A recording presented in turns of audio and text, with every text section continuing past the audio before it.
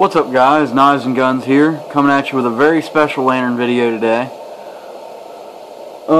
This lantern was sent to me by fellow Coleman Collector Forums member Duke. I'm extremely thankful that he sent this to me because this has been one of my grail lanterns for a very long time, and it remains on a lot of people's list as one of the best lanterns ever made, including me.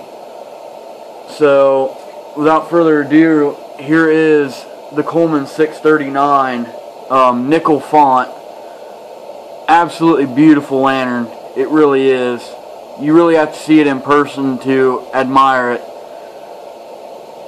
These lanterns are not, I don't want to say rare because that's a title put on a lot of things nowadays that just ain't true. You see a lot on eBay with the, oh, this is rare, vintage.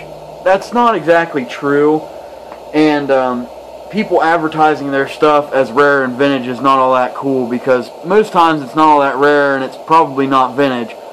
Okay, so I'm just going to call this not common. This is a very not common Coleman model. You don't see these every day, especially in the States. Now, you Canadian fellows, you guys see these a lot more than I do, or we do down here in the States. Because this was made by Coleman Canada. This lantern is dated 1 of 74, meaning January 1974. So it's got some age on it, but it's not as rare as some of the other Coleman, it's not as old, I should say, as some of the other Coleman models. Sorry guys, technical difficulties there, loose tripod mount.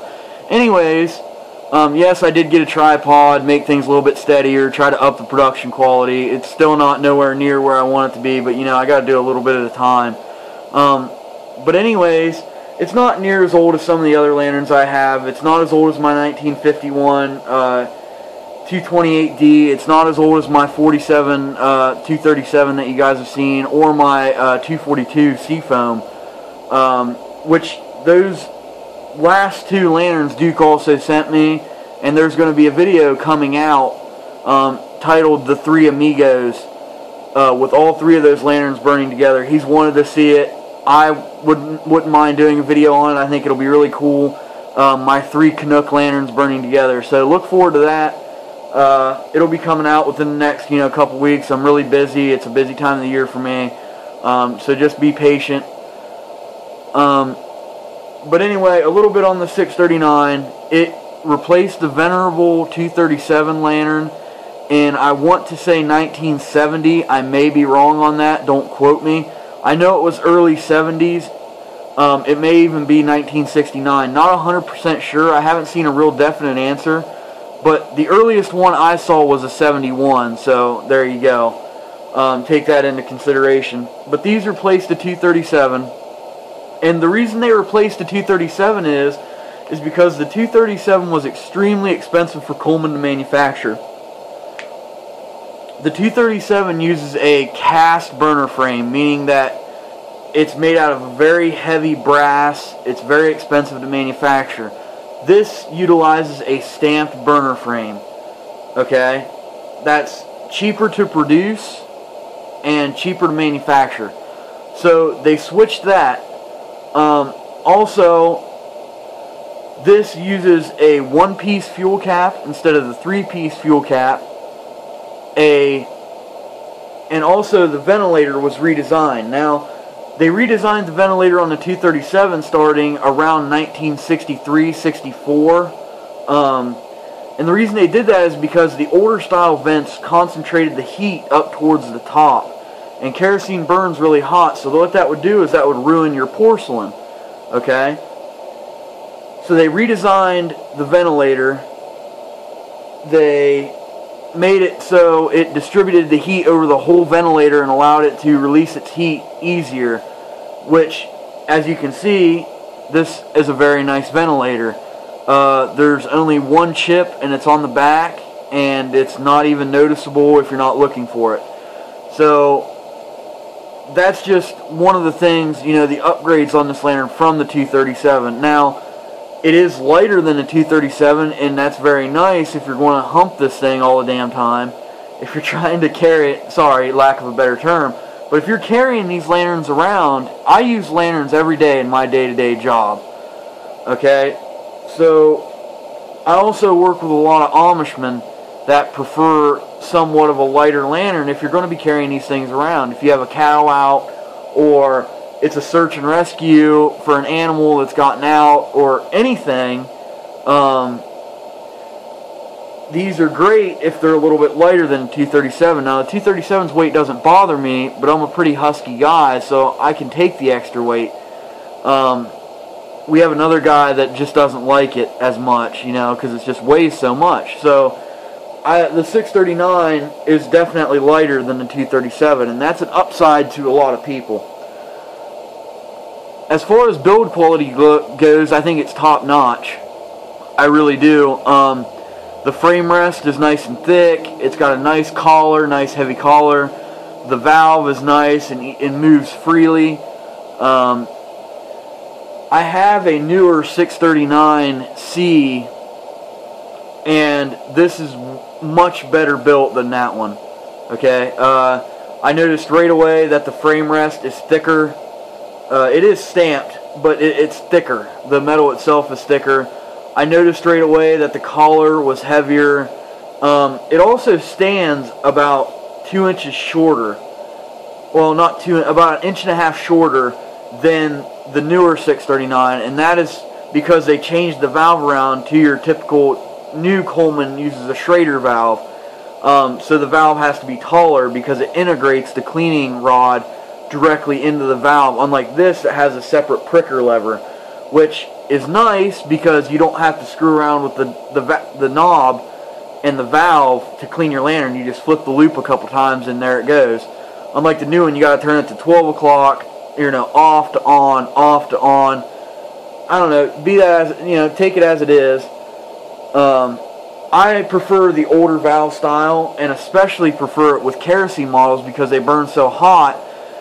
I don't like the idea of a really, really hot O-ring. You know, there's something about rubber and heat that just doesn't go together with me. I prefer the old graphite packing and so on and so forth. But I just want to make it clear how special this lantern is to me, and I really want to thank Duke for it. It's an incredible piece. It'll never be sold. Any gift that is given to me, I never sell.